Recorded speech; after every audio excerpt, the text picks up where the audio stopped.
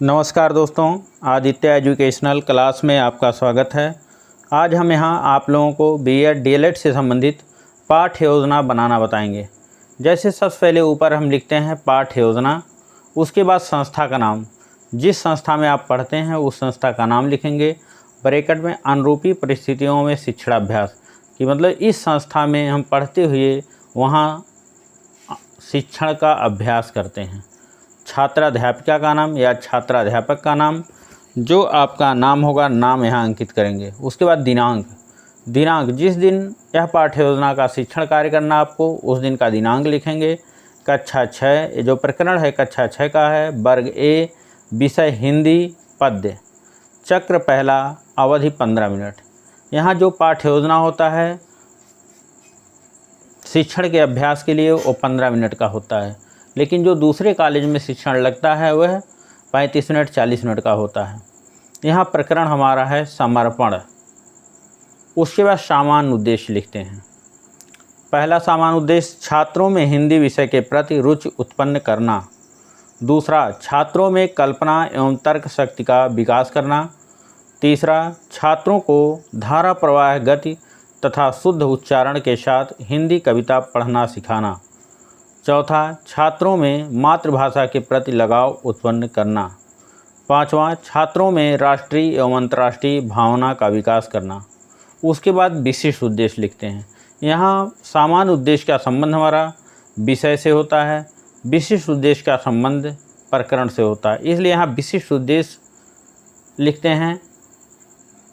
यहाँ पहला विशिष्ट उद्देश्य है छात्रों में देश के प्रति समर्पण की भावना विकसित करना। दूसरा, छात्र अपने देश के उत्थान के बारे में समझ सकेंगे।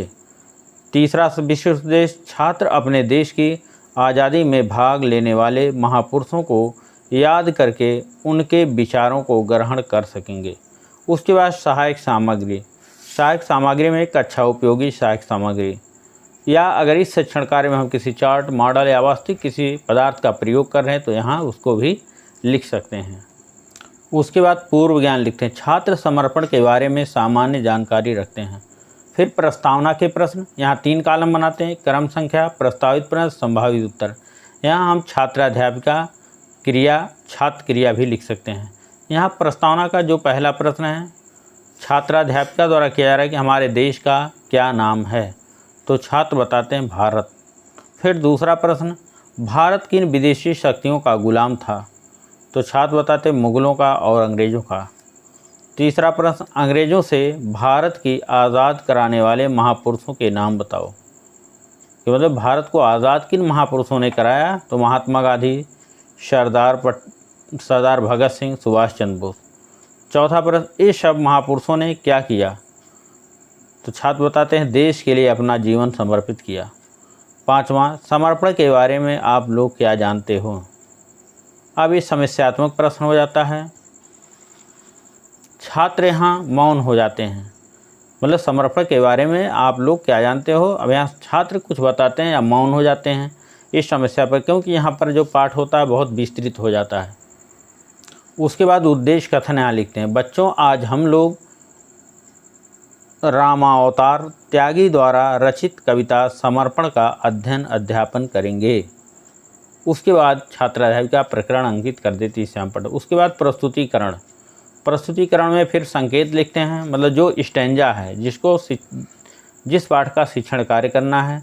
जैसे यहाँ लिखा हुआ मन समर्पित, तन समर्पित और यह जीवन समर्पित, चाहता हूँ देश की धरती तुझे कुछ और भी दूँ, और ... मतलब बीच में छोड़ दिया जाता लास्ट, क्योंकि लंबा ये है, बीच में छोड़ करके फिर लिखा है जब भी कर दया स्वीकार लेना यह समर्पण।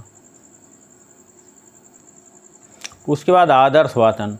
छात्राध्यापिका प्रस्तुत पाठ का कक्षा में खड़ी होकर उचित आरोह अवरोह के साथ आदर्श वाचन करेंगी, मतलब जो स्टैंजा है छात्राध्यापिका उसको पढ़ेंगी, उसी को आदर्श वाचन कहा जाता है। उसके बाद अनुकरण वाचन। छात्राध्यापिका कुछ छात्रों से प्रस्तुत पाठ का अनुकरण वाचन कराएंगी, मतलब खुद पढ़ेंगे और छात्रों से भी पढ़वाएंगे। उसके बाद कठिन निवारण के शब्द। एक तरफ शब्द, एक तरफ अर्थ। समर्पित माने पूरी तरह से भेंट, अकिंचन माने पूरी तरह से निर्धन, निवेदन माने प्रार्थना, भाल माने मस्तक। मतलब छात्राध्यापिका उस पाठ का प्रस्तुत पद्यांश का जो व्याख्या करते हुए उसके कठिन शब्दों के अर्थ को यहाँ लिख देती हैं। मतलब शिक्षक पूरी स्टैंजा को पढ़ा करके मीनिंग लिख करके उसकी व्याख्या कर देती हैं। उसके बाद मौन वाचन। छात्राध्यापिका छात्रों को मौन वाचन का निर्देश देंगी और स्वयं घूम घूम कर कक्षा कार्य का निरीक्षण करेंगी। कि मतलब पढ़ाने के बाद उनको पढ़ने का निर्देश कि शांतपूर्वक आप लोग बैठ करके पढ़िए, और छात्राध्यापिका देखेंगी कौन से छात्र पढ़ रहे हैं कौन से नहीं, उनको पुनः निर्देश देंगी। उसके बाद विचार विश्लेषण के बाद जब छात्र मौन वाचन कर चुके होंगे तो विचार विश्लेषण के प्रश्न पूछे जाते हैं। पहला प्रश्न, कवि अपना तन मन और जीवन किसको समर्पित कर रहा है।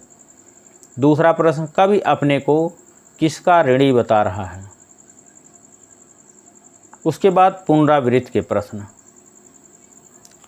पुनरावृत्त के प्रश्न क्यों पूछे जाते हैं? जिससे जो पढ़ाया हुआ पाठ है उसी से पूछे जाते हैं, जिससे पाठ की पुनः आवृत्ति हो जाए। मतलब जो कुछ भी छात्रों को याद हुआ है उसको और मजबूती से याद हो जाए या सही तरीके से याद हो जाए, इसलिए पुनरावृत्त के प्रश्न पूछे जाते हैं। मतलब पुनः आवृत्त कराना। पहला प्रश्न है, कवि धरती माँ से थाल में क्या सजाने के लिए कहता है। दूसरा, कवि अपने भाल पर किसके चरण की धूल लगाने के लिए कहते हैं। उसके बाद गृह कार्य दे दिया जाता है। प्रस्तुत श्लोक का अर्थ लिखिए। मतलब छात्रों को घर से लिखने को कह दिया जाता है कि आप लोग इसको घर से लिख के लाइएगा। उसके बाद ये पाठ्य योजना समाप्त हो जाती है। Thank you class. दोस्तों, ये वीडियो आपको अच्छा लगे तो इसको लाइक कीजिएगा, सब्सक्राइब कीजिएगा, अपने दोस्तों में शेयर अवश्य कीजिएगा, जिससे मैं पुनः अगला वीडियो अपलोड करूं तो सबसे पहले इसकी सूचना आप तक अवश्य पहुंचे। धन्यवाद।